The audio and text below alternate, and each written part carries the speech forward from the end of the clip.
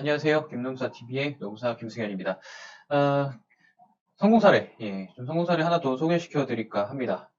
산업재해 사건이긴 하지만, 정신질환 산업재해 사건이긴 하지만, 좀, 행정관청과 참 많이 다퉜었고, 민원도 넣고 어려움에 좀 과정을 거쳐서 끝내 승인을 받아낸, 그리고 당사자 본인에게 있어도 굉장히 긴 시간을 좀, 나름 투정 과정을 거쳐서 얻어낸 산업 신청 결과이기도 하고요. 사건을 뭐 크게 단락으로 보면은 이분이 이제 본래는 중국에서 주재원이 이제 뭐냐면은 중국 현지에서 계속 잔류를 하면서 회사에서 말 그대로 업무를 하고 국내 회사 소속이지만 상당 장기간을 이제 복무하는 그런 이제 근로자들을 말하는데 노동자들을 말하는데 이분은 중국에서 채용이 되어졌고 또 당시 중국에서 거주 중이었어요.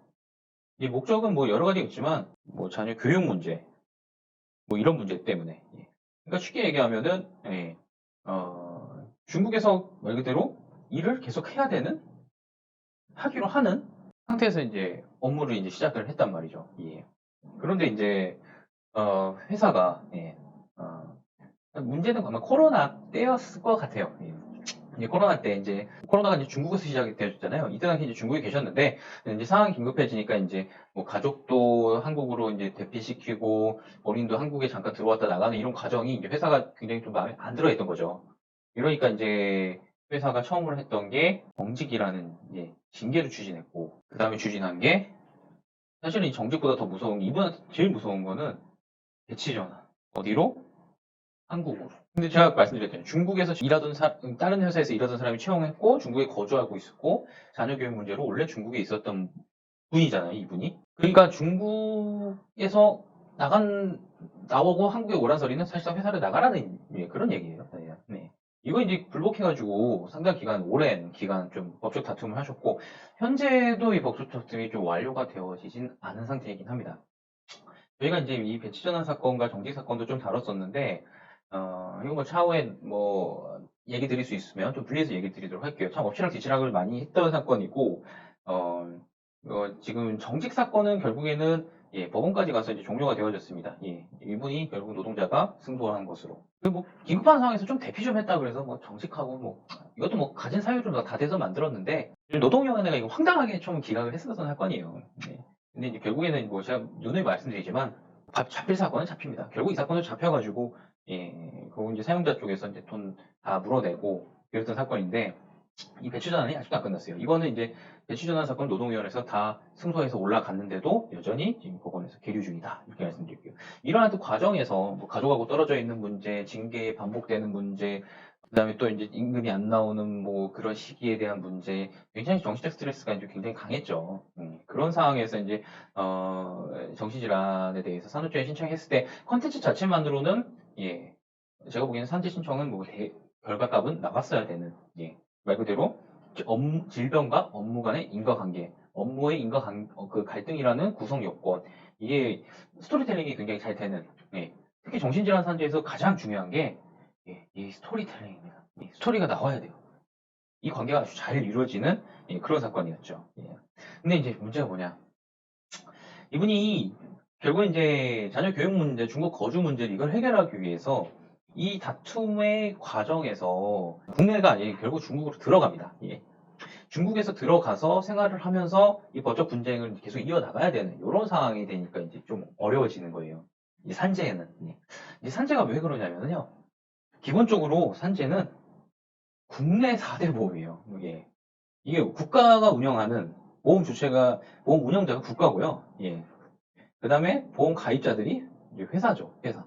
그러니까 어때요? 기본적으로 일종의 공공부조이자 사회보험 시스템, 이 시스템은 국내에 거주할 것을 기반으로 만들어진 제도예요. 근데 이분은 어때요? 중국으로 가서 중국에서 치료도 하고 진단도 나오고 그러니까 이게 좀 어려운 상황이에요. 이 부분이 참 어려운 상황이고. 저희가 뭐 나름대로 이분이 이제 중국으로 넘어가기 전에 산업재해 신청을 위해서 기반 서류를 준비하고, 그 다음에 뭐 임상심리 검사도 다 받아놓고, 서류 준비하고 갔지만, 현장에서 이제 근로국제공단 관계자가 요구하는 서류는 매번 달라지고, 또뭐 확인하는 걸 요구하기도 하고. 근데 이분이 중국으로 들어가고 나니 의무 기록은 이제 저희도 못 건드려요, 사실. 왜냐면 당사자의 되게 민감 정보인데다가 특히 이 정보는 정신질환에 관한 정보이기 때문에 본인 이외에는 사실상 열람이 거의 어렵다. 많이 어렵다. 그런 자료이기 때문에 이분이 중국에 들어가서 나올 수 없게 된 상황이 돼버렸는데, 블록중단이 요구하고 있는 게, 제가 가끔 말씀드리는데 산재 소견서 이걸 요구하기 시작해요. 여러분, 이거 제가 언제 한번 날 잡고 얘기해 드릴 날이 있을 텐데, 산재 소견서를 받아오라는 제도 자체는요, 현재는 없어졌어요. 무슨 얘기냐면, 그 산재 양식지 보면 뒷장에 있는 산재 소견서를 받아와야지만 산재 신청을 완료해 주겠다라는 제도는 없어졌어요. 근데 아직도 근로복지공단 담당자들이 이걸 요구합니다. 사실 받을 수 있으면 그냥 갖다 주는 게 편해요. 하도 요구한 데도 있고 좀 귀찮은 것도 있고 이것 때문에 지연되기도 하고. 근데 이거가 없어도 진단서로 대체할 수 있게끔 제도가 변경은 됐어요. 진단서. 이게 사실 근데 말이 되죠. 왜냐면은 이 산재 소견서도 작성하는 게 주치의예요. 날 치료했던 주치의고, 진단서를 내주는 것도 주치의고. 근데 문제는 이 산재 소견서라는 거에 그 일반 임상의들이 되게 막 법적 책임 물을까 봐 되게 막 싫어요. 정신과 같은 경우는 막 안 써주려고 막. 난 산재라 생각하지 않으니까 안 써줄 거야. 뭐 이런 식으로. 전혀 상관없는데. 이 산재 소견서의 컨텐츠는 뭐냐면, 자, 당신이 치료하는 이 환자가 어떤 질병에 걸렸다는 걸 너가 확인해 줄 수 있냐? 이 정도예요. 그러니까 너가 진단 내렸던 걸 그냥 써달라. 이 정도 수준인데 이걸 안 써주려고 해요. 그래서 이 제도가 이제 없어진 건데, 근로복지관 담당자가 이분 중국에 가신 분한테 이걸 계속 요구하시는 거예요. 예. 요구하는 이제 명분이 뭐냐 하면은, 저희는 이제 진단서로 야 대체되는 제도가 바뀌었는데 왜 그러냐? 진단서로 보면 되는 거 아니냐? 근데 진단서에 치료 예상 기간이 안 나와 있다는 거예요. 치료 예상 기간. 말씀드렸잖아요, 여러분. 그 예상 기간. 이거 쓰는 게 누구예요? 의사 선생님이고, 의사 선생님 마음대로 써요. 안 써주기도 해요. 그러니까 의사 선생님이, 야, 나는 치료 예상 기간 알 수가 없으니까 안 써줄 거야. 안 써주면 끝까지 버텨요. 근데 이거 안 써줬다고 산재 신청을 조사도 안 하겠다. 사용자한테 가서 의견도 안 받아오겠다. 뭐 심판에 올리지도 않겠다. 황당하죠, 사실은. 예. 그래서 처음에는 웬만하면요, 이런 뭐 행정기관은요, 웬만하면 그냥 빨리빨리 해줘버린 게 편하긴 해서 저희도 그렇게는 하는데, 불가피한 상황이고 설명을 하고 제도로 설명을 하는데도 버팅기기 시작하면은 결국은 방법이 없습니다. 싸워서 이겨야 돼요. 예. 그냥 못 넘어갑니다.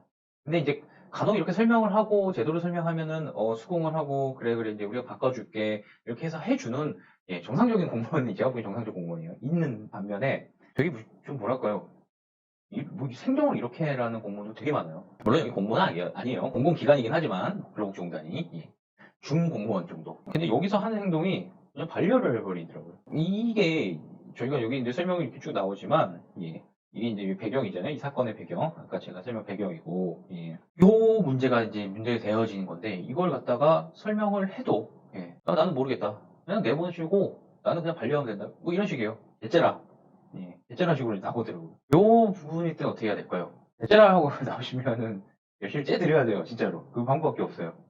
일단은 뭐 절차대로 갔죠. 저희도 법적 근거를 가지고 너희가 요구를 해야 되는데, 우리가 법적 근거를 검토해 보니 이것은 보완 대상이 아니고 너희가 조사할 대상에 해당한다. 그리고 실제로요, 근로복지공단이 조사할 수 있어요. 담당자를 잘못 만난 거예요, 담당자를. 근데 근로복지공단이 전국지사였기 때문에 정말 뭐랄까요, 초보 담당자들 만나면 힘들어요. 제일 어려운 게 초보인데 고집센, 고집세고 초보이고 권위적인, 이건 최악이에요. 무슨 말을 하면 자기가 맞다고 우겨요. 근데 요런 케이스예요. 딱 이게 이 케이스였어요. 그럼 뭐 어떻게 해요? 그럼 반려시키면 뭐 일단 반려는 맞아야죠. 저희가 뭐 의견을 내도, 야, 너가 하는 법적 해석이 틀려다고 반려해요. 근데 다시 내면은 담당자가, 저희는 보통 이제 다시 내거든요. 그럴 때 바뀔 줄 알았는데, 보통 피해가는 방법이요. 그러니까 나쁜 공무원을 만나면은 방법이 여러 가지가 있는데, 취하를 하는 방법이 또 있어요. 근데 이 취하 함부로 하시면 안 됩니다. 특히 반의사불벌죄 같은 경우는 형사소송공사 이거 취하 잘못하면은, 다시 재진정도 안 되고 재고소도 안 되는 경우도 있으니까 조심하셔야 돼요. 케이스마다 틀립니다.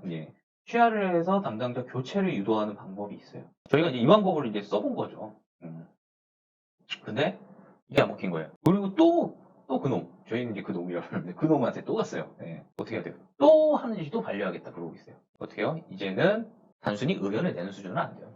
이런 정도면은 외부 기관으로 가져 나가셔야 돼요. 외부. 근로복지공단을 컨트롤할 수 있는 기관으로.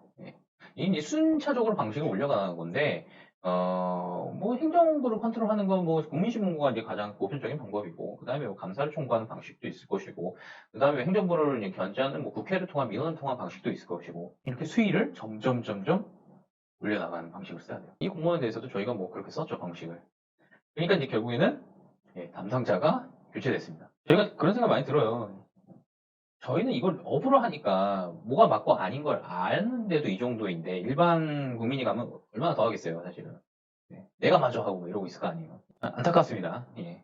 그러니까 이래갖고 결국은 이제 변경하는데 성공하는데 변경도 결국 민원 넣고 2번 바뀌고 막 이래서 또 이제 변경을 했는데 어쨌든 승인을 받습니다. 치료기한 명시된 진단서 예, 뭐 이거 아니고 뭐 저희가 중국에서 가져다 줬는데도 안 받겠다 그러고 뭐 기존에 있는 거를 병원에다가 의견 조회를 하자 그래도 뭐 안 하겠다 그러고 예. 뭐 민원 넣어야죠. 민원 넣고 안 되면은 예. 이걸 계속 거부하면 이걸 이유로 또 심판하고 뭐 소송을 가는 그런 경우도 있긴 있습니다. 근데요, 진짜 별거 아닌 걸로 소송 못 가요, 사실은. 이걸로. 특히 정보공개 청구나 이런 걸로 소송 가려면요, 정말, 진짜 뭐 소득도 없을 뿐더러, 이긴들 한들, 내가 이 정보 본다고 이게 내가 원하는 게 이루어지는 게 아니기 때문에, 그걸 노리는 거예요, 사실 행정관청은. 그래서, 어쨌든, 괴롭힐 수 있는 방법을 동원을 우리도 할 수밖에 없어요. 이게 괴롭히는 게 아니죠. 정당한 민원 제기, 정당한 뭐 이슈 제기. 그래서 뭐 결국에는 담당자가 교체되어지고, 치료기가 불특정 구비서는 미비라 볼 수 없고 뭐 이런 의견도 저희가 이제 냈죠. 예, 병원 의무기록은 공단이 직접 요청도 가능하고 그래서 교체해라 해서 예, 교체를 했습니다. 질병판정위원회가 갔을 때는요, 이게 그렇게 어렵게 오래 걸리진 않았어요. 이분이 이제 중국에 계시기 때문에 제가 이제 단독으로 들어가서 대리를 했었는데, 예, 크게 뭐 질문도 많이 받고, 어떤 상황인지 받고, 뭐 소송의 경과, 뭐 이런 저기도 좀 설명드리고 다 수긍하시는 분위기였고요. 예, 그렇게 해서 뭐 산재는 예, 승인 나는 것으로 예, 인정이 되어졌죠. 이거는 이제 사건의 특수성을 제가 설명드리려는 것보다는 사건 자체의 특수성, 잘못 공무원을 만났을 경우는 어떻게 대처해야 되는가에 대해서 좀 말씀드리는 거예요. 포인트 뭐예요? 법적 근거를 가지고 설득을 하고 안 되면은 법적 근거를 가지고 외부로 가서 민원을 넣는다. 포인트가 이거예요. 근거를 가지고요. 근거를. 예. 그냥 내가 하고 싶은 대로 뭐 해달라 이게 아니에요. 근거를 가지고. 근데 뭐 진짜 막 맘대로인 공무원도 많아요. 근거를 가지고 막 해도 몰라 하고 저희가 최근에 있었던 일인데 약간 제가 보기에는 소위 공무원이 예. 정말 그 근로감독관 근거를 가지고 지적을 하니까 뭐 약간 자기도 섬찟했나 봐요. 내가 잘못하면은 징계를 받겠다 이 근로감독관이 그런 생각을 했는지 자꾸 그런 얘기를 하더니 예. 갑자기 회사를 때려치더라고요. 예. 그러고 나서 막 문자를 보내오고 당사자한테 예, 그런 케이스들도 있다. 아무튼 쉽게 뭐 물러서지 마십시오. 내가 해야 될 게 이렇게 알아보고 내게 맞는데 물러서는 거는 적절치 않고요. 예. 좀 이렇게 악착 같은 면이 있어야 돼요. 예. 뭐 무조건 우겨서 우리나라는 잘 되는 건 아니고요. 예, 내용을 가지고 말을 해야 된다. 이렇게 좀 말씀드릴게요. 예. 예, 오늘 좀 성공 사례로서 이렇게 민원 해결했던 예, 그런 사례를 좀 하나 남겨봤습니다. 예, 댓글 있으면 댓글 남겨주시고요. 뭐 그렇다고 뭐 저희가 뭐 대신 싸워주세요. 뭐 이런 게 없고 저희 사건인 경우에서 이렇게 한다. 이렇게 좀 말씀드리고, 그다음에 뭐 내부 카페 이용해 주세요. 거기 질의 남기시면 그래도 읽어보고 저희가 답변을 빠르게 좀 드릴 수 있도록 할게요.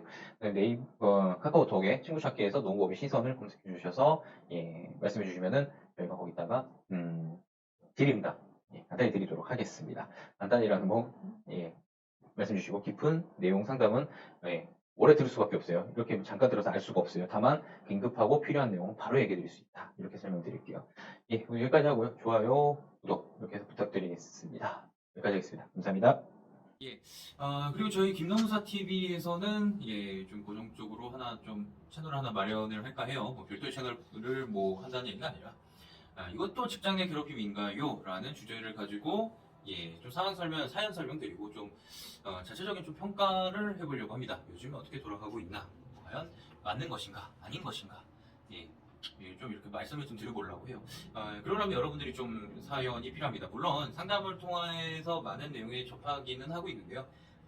좀 저희가 각각의 사연들을 좀 확인해서 최대한 좀 객관적인, 예, 객관적이라는 얘기는 저의 객관이 아니라 세상 돌아가는 객관적인 판단 기준에 의해서 어떻게 되겠는가 전망을 해본다는 거죠. 사용자 측에서는 어떻게 나올 것인지, 노동부에서는 된다고 할 것인지, 뭐 법원은 어떻게 인정할 건지 말 건지, 노동위원회는 어떤지, 이런 예측하는 시나리오까지 좀 밟아보도록 하겠습니다. 뭐 저희가 뭐 듣기 좋은 말만 해드리려는 게 아니라 정말로 이것을 해도 되느냐, 어떤 양상을 가지고 있느냐, 상황 파악 좀 해보려고 합니다.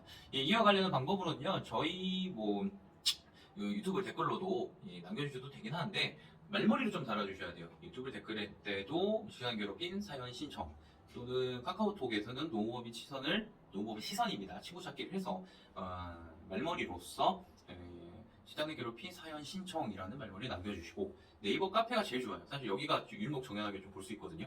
가면은 저희가 따로 코너를 마련해놨어요. 카페에 들어가셔서 여기 안내 카페 나가죠. 거기에 목록에 아예 사연을 신청할 수 있는 그 카테고리를 나눴으니까 거기다가 좀 올려주시면은 저희가 내용을 본 후에 그 다음에 좀 이렇게 충분히 설명할 수 있는 사연인가를 보고 좀 설명드리도록 하겠습니다.